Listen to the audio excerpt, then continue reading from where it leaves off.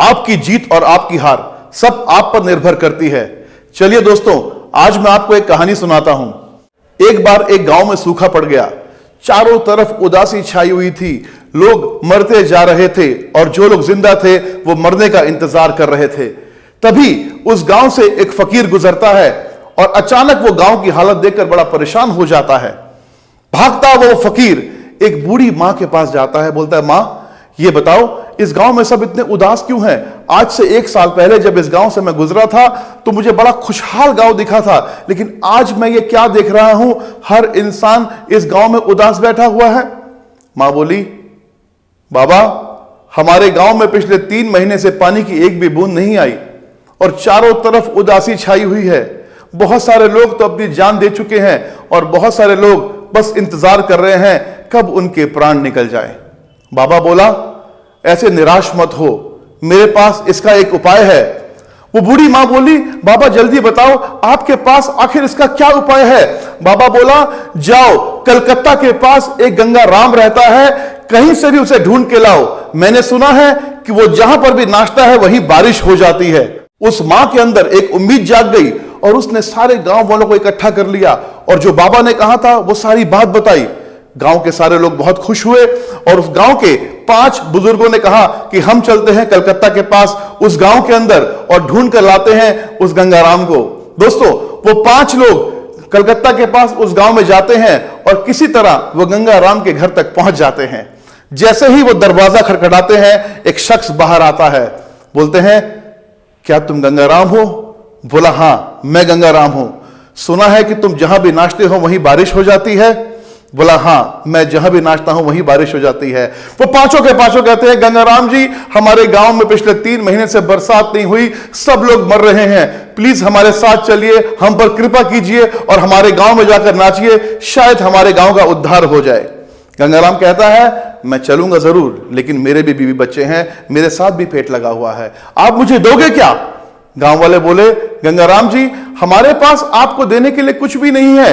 गंगाराम बोला, ठीक है, अभी मैं कुछ नहीं लूंगा, लेकिन अगर तुम्हारे गांव में बारिश आ गई और उसके बाद अनाज आ गया तो मैं तुमसे 3 बोरी अनाज लूंगा। उस जमाने में अनाज में ही लेन देन चला करता था।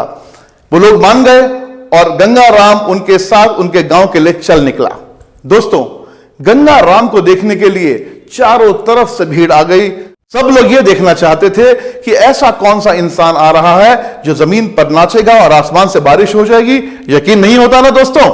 इसी तरह बहुत सारे लोग ये नजारा देखने के लिए वहां पर आ रहे थे। दोस्तों, गंगाराम उस गांव में पहुंचे और गंगाराम जी ने नाचना शुरू कर दिया। पूरा दिन गंगाराम जी नाचते रहे, पूरा दिन गंगाराम जी नाचते रहे। उन गांव के लोगों में एक उम्मीद आ गई कि शायद बारिश हो जाएगी, लेकिन बारिश बिल्कुल भी नहीं हुई। पूरी रात गंगाराम जी नाचते रहे, बारिश फिर भी नहीं हुई। 2 दिन हो गए, गंगाराम जी नाचते रहे, बारिश फिर भी नहीं हुई। 3 दिन हो गए, गंगाराम जी नाचते रहे, बारिश फिर भी नहीं हुई। 4 दिन, 5 दिन, 6 दिन, 7 दिन, 8 दिन, 10 दिन तक लगातार गंगाराम जी नाचते रहे, बारिश फिर भी नहीं हुई। लेकिन उन गांव वालों की उम्मीद अभी भी जिंदा थी, क्योंकि गंगाराम नाच रहा था। दोस्तों, गंगाराम नाचते रहे, नाचते रहे, नाचते रहे, नाचते रहे। 15वें दिन उस गांव में बहुत जोर से बारिश हुई। ऐसी बारिश हुई कि पूरा गांव झूम उठा और चारों तरफ एक ही आवाज आ रही थी, गंगाराम की जय हो, गंगाराम की जय हो, गंगाराम की जय हो। बहुत लोग खुश थे, बहुत लोग नाच रहे थे। अचानक से 4 लोग गंगाराम जी के पास गए और बोले, गंगाराम जी, आप बहुत थक गए होंगे। दोस्तों, गंगाराम बिल्कुल बेहाल था। 15 दिन रात वो इंसान नाचा, उसके पैरों में खून निकल चुका था, उसके पैर पूरे सूज चुके थे और वो लेटा हुआ था, लेकिन लोग चारों तरफ से उसे देखने आ रहे थे। लेकिन वो 4 लोगों को गंगाराम की इस बात पर बहुत शक हो रहा था। हर जगह पर आपको ऐसे लोग मिलेंगे, जब भी आप कुछ काम करेंगे लोग आप पर हमेशा शक करेंगे। ऐसे ही वो 4 लोग थे जिन्होंने गंगाराम की उस बात पर यकीन नहीं किया। यकीन तो खैर आपको भी नहीं हो पा रहा होगा।